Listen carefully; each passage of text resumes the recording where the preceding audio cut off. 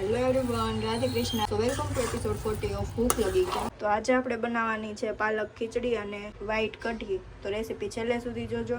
વિડીયોને like, share અને comment કરતા જજો અને સબસ્ક્રાઇબ કરવાનું ભૂલતા નહીં. પાલક ખીચડી બનાવવા માટે મેં અહીંયા કેપ્સિકમ મરચાં લીધા છે, લીલા વટાણા લીધા છે, બટેકા છે, રીંગણ લીધા છે, કોબીજ લીધી છે, ફ્લાવર લીધું છે, કાંદા લીધા છે, લીલું લસણ છે, ધાણા લીધા છે, આદુ લસણની પેસ્ટ લીધી છે, મરચાંની પેસ્ટ લીધી છે ને આમાં મેં ચોખા, તુવેરની દાળ અને મગની દાળ ત્રણેય વસ્તુ મિક્સ કરીને વોશ કરી લીધી છે. અને આ મેં ગ્રીન પાવભાજી મસાલો લીધો છે, ચિંગ્સનો શેઝવાન ફ્રાઈડ રાઈસ મસાલા લીધા છે. તો આ એ બે મસાલા લીધા છે મેં. તો ચાલો રેસીપી શરૂ કરીએ.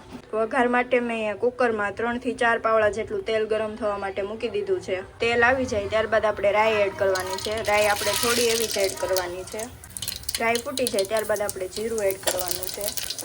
જીરું મેં અહીંયા 1.5 ચમચી જેટલું એડ કર્યું છે. જીરું જાજુ એડ કરવાનું છે. ત્યારબાદ હિંગ એડ કરવાની છે. હળદર એડ કરવાની છે. થોડો એવો ગરમ મસાલો એડ કરવાનો છે. આપણે જે મસાલા લીધા હતા પાવભાજીના એ એડ કરવાના છે. ને મરચાંની પેસ્ટ એડ કરી દેવાની છે. અડધી એડ કરવાની છે અને અડધી આપણે પાલકની પ્યુરીમાં એડ કરવાની છે.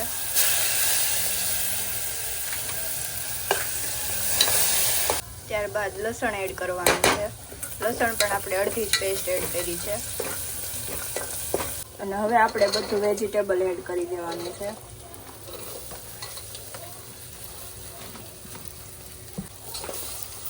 મિક્સ કરી દેવાનું છે બધું સારી રીતે.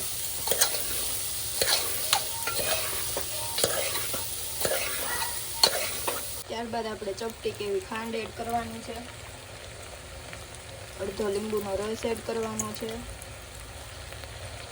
અને સ્વાદ પ્રમાણે મીઠું એડ કરવાનું છે. બધું મિક્સ કરી દેવાનું છે.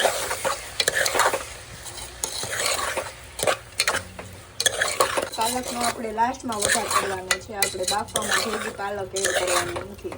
હવે આપણે રાઈસ એડ કરી દેવાના છે.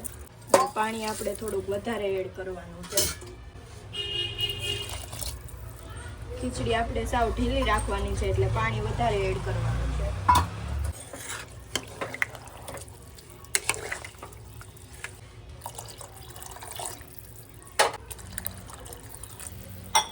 તો જો આ રીતે આપણે પાણી એડ કરીને હવે 5 થી 6 વિસલ થવા દેવાની છે.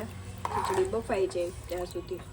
પાલક કટ કરીને લઈ લીધી છે અને એમાં આપણે લસણ એડ કરવાનું છે અને આની આપણે પેસ્ટ બનાવી લેવાની છે થોડું એવું પાણી એડ કરીને. તો જો અહીંયા મેં પોણી તપેલી જેટલી છાશ લીધી છે કઢી બનાવવા માટે. 3 ચમચી જેટલો આપણે બેસન એડ કરવાનો છે. મરચાંની પેસ્ટ થોડી એવી એડ કરવાની છે અને આને આપણે બ્લેન્ડર ફેરવી દેવાનું છે. તો જો અહીંયા મેં એક પેનમાં બધું છાશવાળું બેટર એડ કરીને થોડું એવું આપણે સ્વાદ પ્રમાણે મીઠું એડ કરી દેવાનું છે અને ઉકળવા માટે મૂકી દીધી છે. વઘાર આપણે લાસ્ટમાં કરવાનો છે. ગળપણ માટે મેં અહીંયા 2 ચમચી ખાંડ એડ કરી છે. ગોળ પણ એડ કરી શકો છો. બધું મિક્સ કરીને કઢીને આપણે સારી રીતે પાકવા દેવાની છે. તો આપણી ખીચડી બફાઈ ગઈ છે. હવે આપણે પાલકનો વઘાર કરવાનો છે. તો જો તેલ આવી જાય ત્યારબાદ આપણે જીરું એડ કરવાનું છે, હિંગ એડ કરવાની છે, સૂકા મરચાં એડ કરવાના છે, થોડી એવી હળદર એડ કરવાની છે, લીલું લસણ અને મરચાંની પેસ્ટ એડ કરવાની છે. બધું આપણે સાતળી લેવાનું છે. હવે આપણે આમાં પાલકની પેસ્ટ એડ કરી દેવાની છે અને સારી રીતે ચડવા દેવાની છે પેસ્ટને. આપણે પાલકની પેસ્ટ ચડી જશે ને એટલે એનો કલર ચેન્જ થઈ જશે, એકદમ ગ્રીન નહીં રહે ત્યાં સુધી આપણે ચડવા દેવાની છે. અડધો ગ્લાસ જેટલું મેં અહીંયા પાણી એડ કર્યું છે.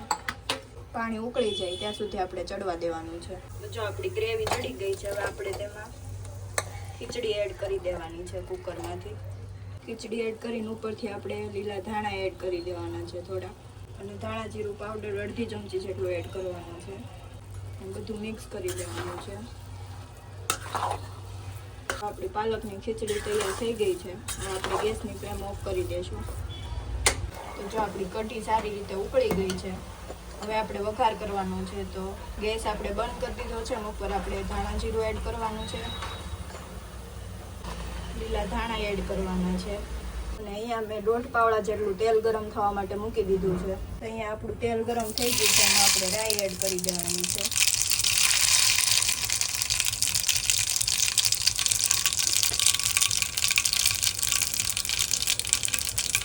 ફૂટી જાય ત્યારબાદ જીરું એડ કરવાનું છે, લાલ સૂકું મરચું એડ કરવાનું છે અને હિંગ એડ કરવાની છે.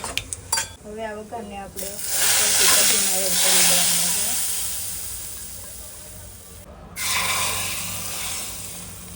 કરીને એક ઉફાળો આવે ત્યાં સુધી આપણે રહેવા દેવાનું છે. ઘણા લોકોને કઢી ફીકી પડી જતી હોય, બ્લેક પડી જતી હોય ને, તો એને આપણે જે ધાણા જીરું આવે ને પહેલાં એડ કરી દેતા હોય, તો પહેલાં એડ નથી કરવાનું. આપણે જ્યારે વઘાર કરવી ને ત્યારે એડ કરવાનું છે. અને વઘાર ઉપરથી કરવી ને તો વઘાર સારી રીતે બેસી જાય છે કઢીમાં. અને પહેલાં વઘાર કરીને ઉકાળવીને તો એટલો ટેસ્ટ એનો નથી આવતો. તો જો આપણી પાલક ખીચડી રેડી થઈ ગઈ છે. વિડીયોમાં થોડોક ઓછો ગ્રીન કલર દેખાય છે. ઉપરથી મેં અહીંયા તેલ ગરમ કરીને તેમાં આપણે લસણની આ કળી કકડાવી છે અને તેલ થોડુંક ઠંડુ થાય ત્યારબાદ કાશ્મીરી લાલ મરચું અને આ સૂકું મરચું એડ કરીને ઉપરથી આપણે વઘાર નાખી દીધો છે. તો રેસીપી ગમી હોય તો લાઇક, શેર, કમેન્ટ અને સબસ્ક્રાઈબ કરવાનું ભૂલતા નહીં. રાધે કૃષ્ણ.